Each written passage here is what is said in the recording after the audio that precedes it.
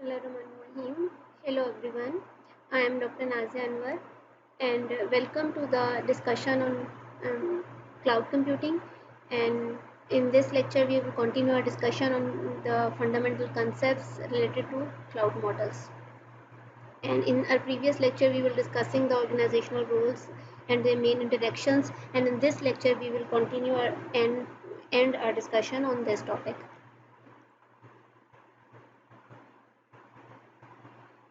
हमने in previous lecture में cloud provider, cloud consumer, cloud service owner के बारे में देखा, और हमने देखा कि क्लाउड सर्विस ओनर जो है वो क्लाउड प्रोवाइडर भी हो सकता है, क्लाउड कंज्यूमर भी हो सकता है. Now we will discuss cloud resource administrator and some additional roles.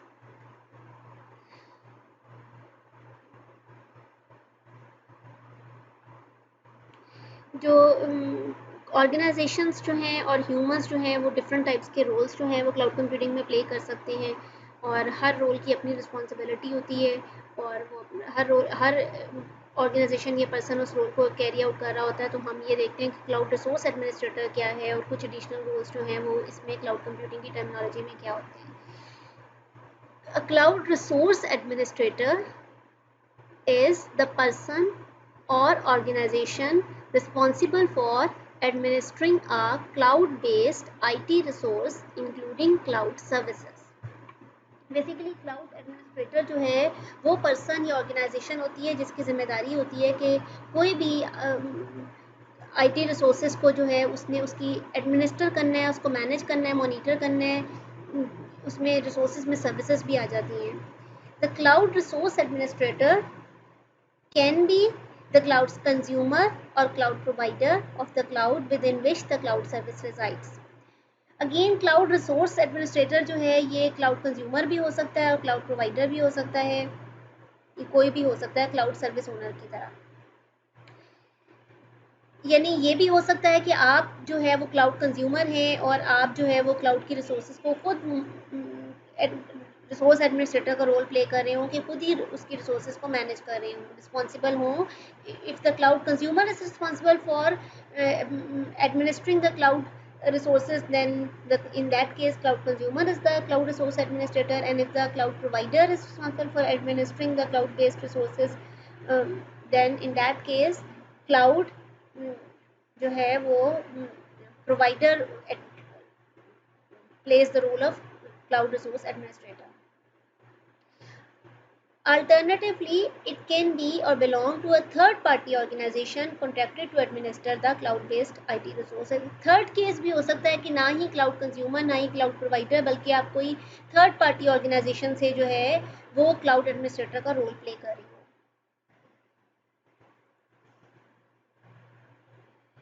जैसे कि एक क्लाउड सर्विस ओनर जो है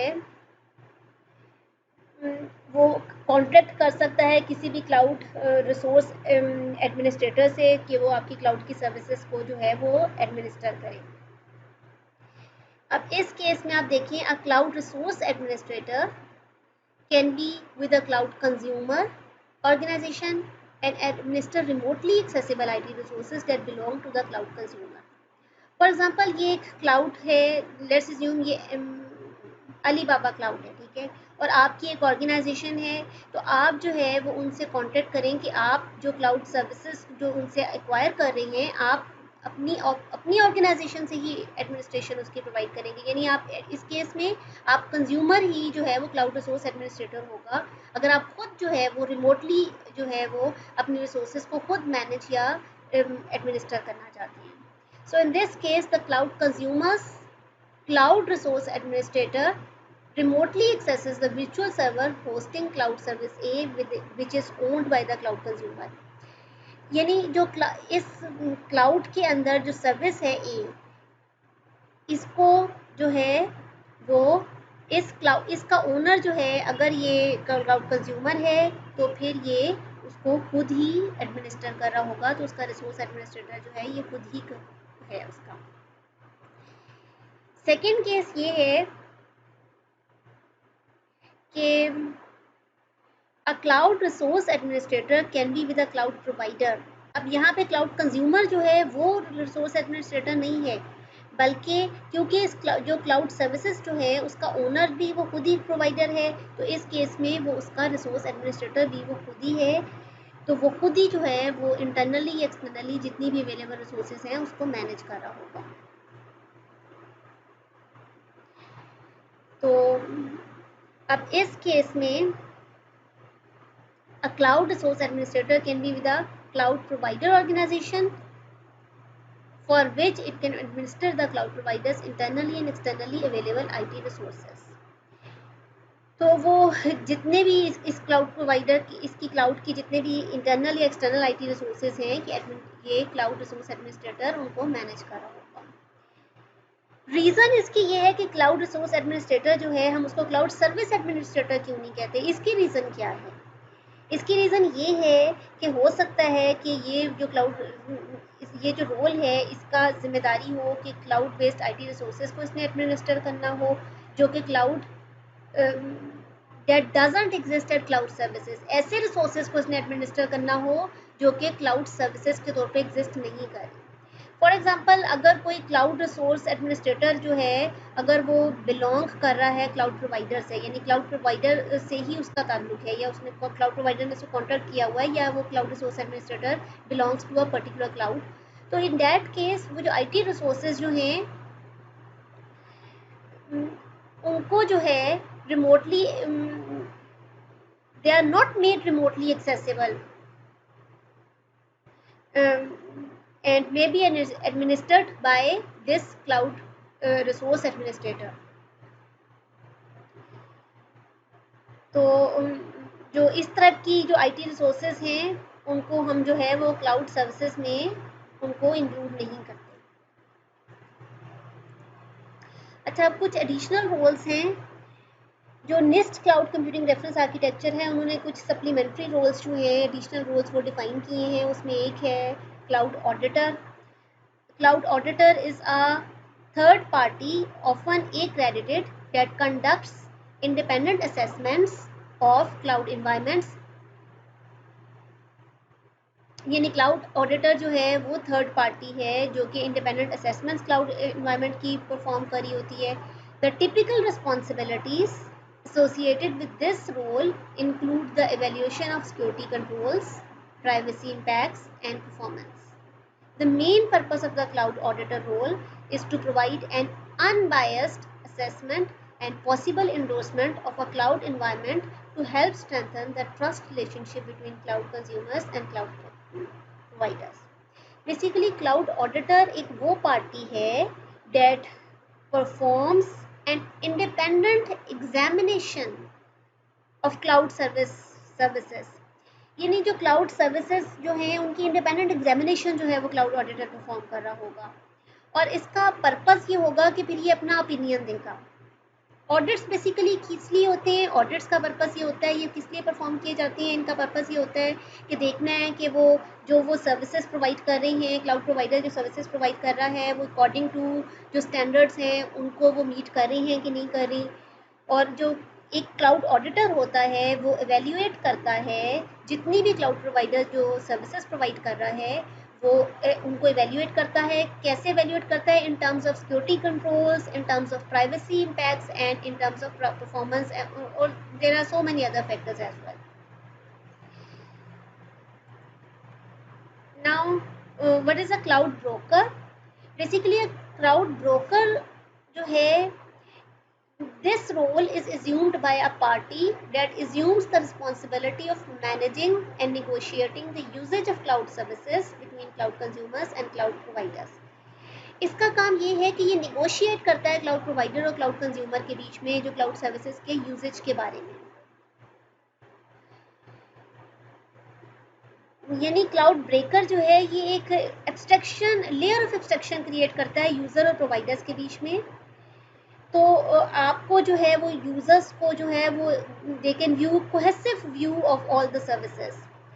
तो बेसिकली क्लाउड ब्रोकर की हमें ज़रूरत क्यों है? देखें, जैसे जैसे क्लाउड कंप्यूटिंग इवॉल्व हुई तो क्लाउड सर्विसेज जो है वो बहुत ज़्यादा साथ साथ कॉम्प्लेक्स होती गई और क्लाउड कंज्यूमर्स के लिए उनको मैनेज करना मुश्किल हो गया। तो क्लाउड कंज्यूमर जो है वो जब क्लाउड सर्विसेज को किसी क्लाउड ब्रोकर के थ्रू रिक्वेस्ट कर सकता है बजाय इसके कि वो डायरेक्टली क्लाउड प्रोवाइडर को कांटेक्ट करे और उससे कांटेक्ट करे।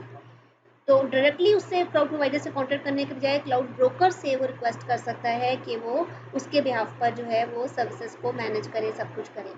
क्लाउड ब्रोकर कौन होता है? A cloud broker is an entity that manages the use of cloud services, that manages the performance of cloud services, that manages the delivery of cloud services.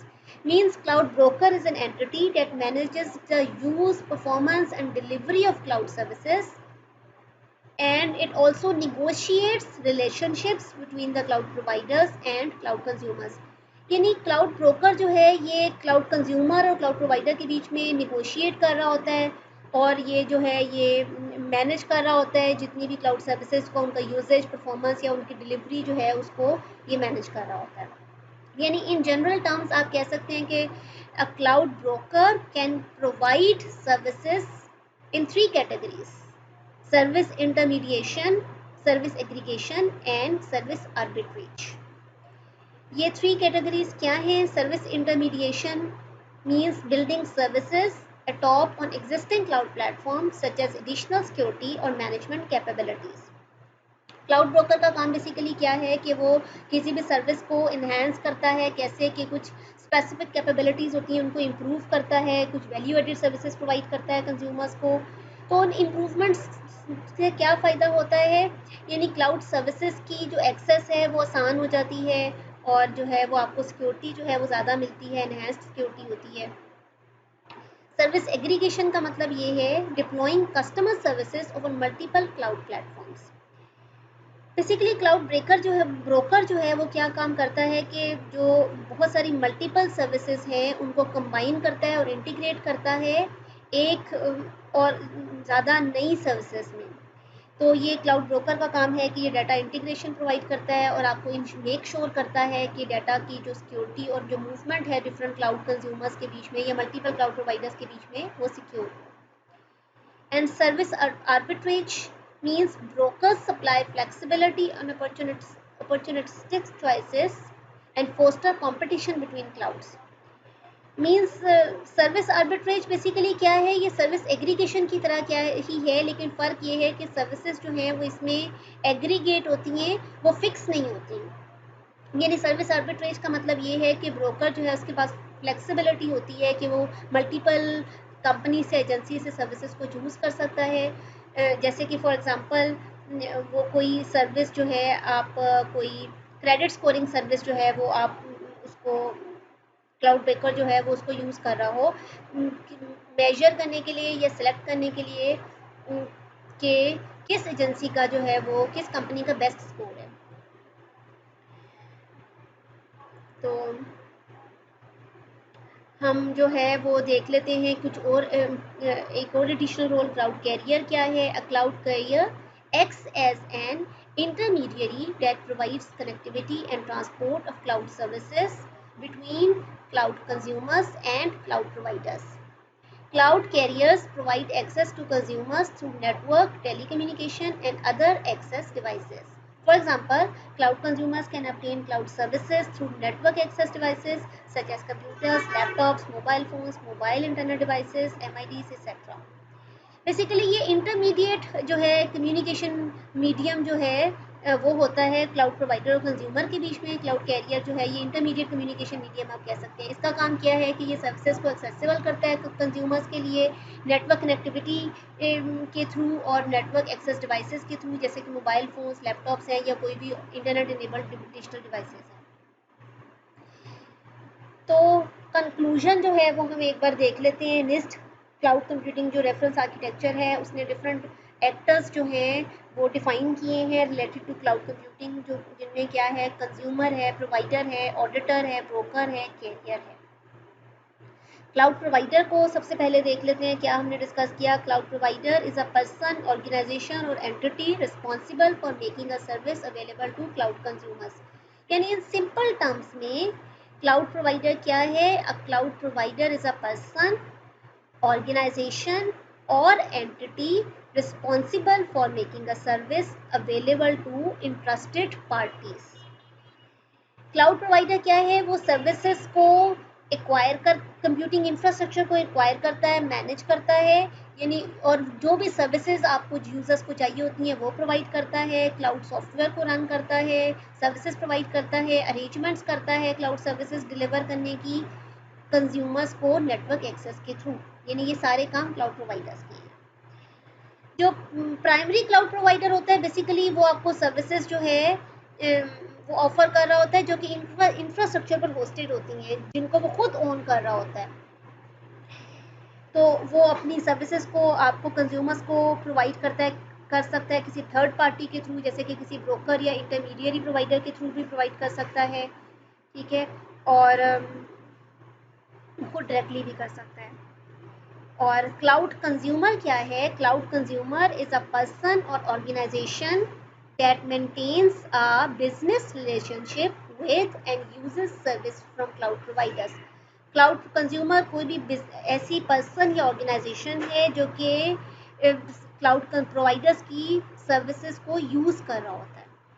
Cloud consumer का काम क्या है कि वो सब जो क्लाउड प्रोवाइडर का service catalogue है उसको वो ब्राउज़ करता है, जो उसको सर्विसेज चाहिए होती हैं वो अपनी रिक्वायर्ड सर्विसेज रिक्वेस्ट करता है, जो है वो क्लाउड प्रोवाइडर के साथ SLA एग्रीमेंट्स जो हैं वो सर्विस लेवल एग्रीमेंट्स जो हैं वो इस्टेब्लिश करता है और फिर उन सर्विसेज को यूज़ करता है।